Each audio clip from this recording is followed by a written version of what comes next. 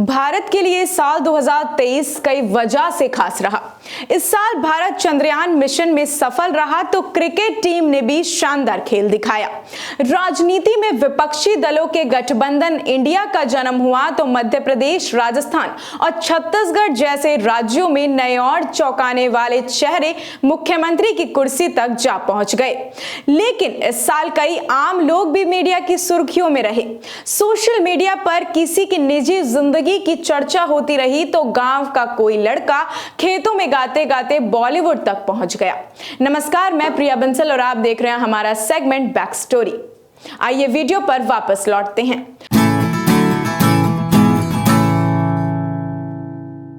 आइए आज हम नजर डालते हैं कुछ आम लोगों के चेहरों पर जो साल 2023 के दौरान भारत में खास बने रहे, किसी ना किसी वजह से लोगों की जुबान पर बने रहे, जिसमें सबसे पहला नाम आता है सीमा हैदर का।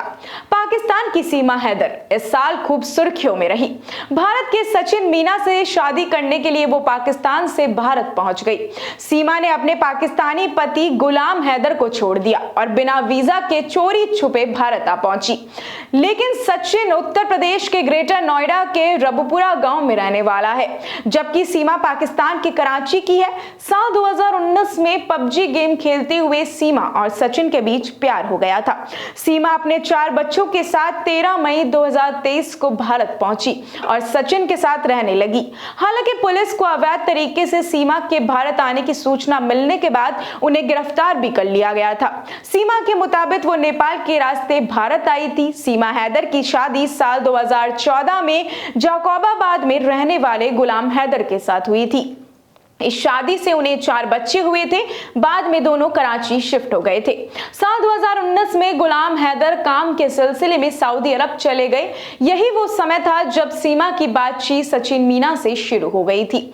दूसरे नंबर पर आती हैं मिथिलेश भाटी। सीमा हैदर और सचिन की प्रेम कहानी के दौरान ही मिथिलेश भाटी नाम की महिला भी काफी सुर्खियों में बनी हुई थी। सचिन के पड़ोस में रहने वाली मिथिलेश अपने बयानों की वजह से सोशल मीडिया पर विवादों और चर्चा में रही। सचिन सीमा की प्रेम कहानी पर मिथिलेश ने कई तरह के बयानबाजी किए थे। इस दौरान मिथिलेश का एक बयान भी सोशल मीडिया पर खूब शेयर हुआ था, जिसमें वो सचिन के बारे में अपमानजनक शब्दों का इस्तेमाल करती हुई नजर आ रही थी। तीसरे नंबर पर आती है अंजू का नाम। अंजू का मामला भी ठीक उसी दौरान सुर्खियों में आया था जब सीमा हैदर भारत की मीडिया में छाई हुई थी। इनकी कहानी भी सीमा हैदर की तरह ही मिलती जुलती है। अंजू भारतीय महिला है जो अपने पाकिस्तानी मित्र के प्रेम में जुलाई महीने में पहाड़ी से पाकिस्तान के खैबर पख्तूनख्वा पहुंच गई थी। पाकिस्तान के खैबर पख्तूनख्वा के नसरुल्ला और अंजू के बीच साल 2020 में ही फेसबुक के जरिए बातचीत हो रही थी। अंजू की भारत में पहले ही शादी हो चुकी थी और इनके बच्चे भी थे। बाद में अंजू भारत भी लौट आई थी। चौथे नंबर पर आते हैं गब्बर सिंह नेगी। इसी साल दिवाली के दिन उत्तराखंड के उत्तरकाशी में निर्माणाधीन सिलकायारा सुरंग का हिस्सा ढहने में सबसे 41 मजदूर फंस गए थे। भारत में स्थानीय से लेकर अंतर्राष्ट्रीय मीडिया भी लगातार इस मामले को कवर कर रहा था। सभी मजदूरों को आखिरकार 17 दिनों की मशक्कत के बाद सुरक्षित निकाल लिया गया था। इन्हीं मजदूरों में गब्बर सिंह नेगी भी शामिल थे। 51 साल के नेगी फॉरमैन के तरह और सुरंग में काम कर रहे थे। उन्होंने सुरंग में अपने साथियों की काफी हिम्मत अफजाई किया था और उनका साथ दिया था। कई साथी मजदूरों ने नेगी के हौसले का जिक्र भी किया था। गब्बर सिंह नेगी उत्तराखंड के ही हरिद्वार के पास कोटद्वार के रहने वाले हैं। अब 5वें नंबर पर आते हैं अमरजीत जैकर। बिहार के समस्तीपुर जिले के एक छोटे से गांव शाहपुर पटौरी के अमरजीत जैकर इसी साल की शुरुआत में अचानक सुर्खियों में आ गए थे। करीब 20 साल के अमरजीत गांव और खेतों में गाने गाकर फोन से रिकॉर्ड कर सोशल मीडिया पर शेयर किया करते थे।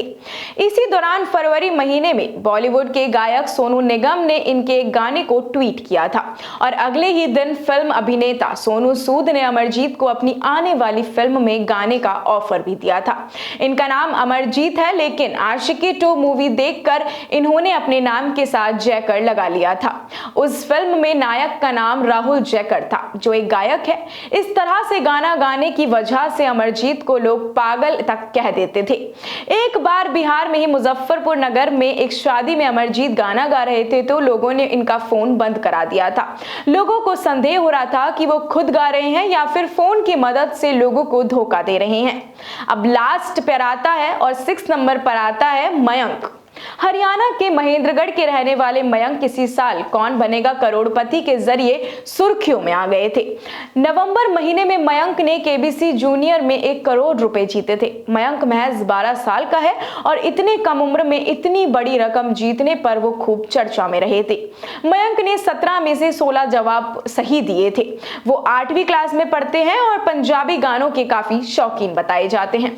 क्या आपको भी कुछ और ऐसे लोगों के नाम पता है जो 2023 में सुर्खियों में बने हुए थे, मीडिया में छाए हुए थे? तो हमें कमेंट सेक्शन में बताना बिल्कुल भी मत भूलिएगा। ऐसी और भी तमाम अपडेट्स और जानकारी के लिए आप बने रहिए हमारे सेगमेंट बैक स्टोरी के साथ, ओनली ऑन दा चौक। धन्यवाद।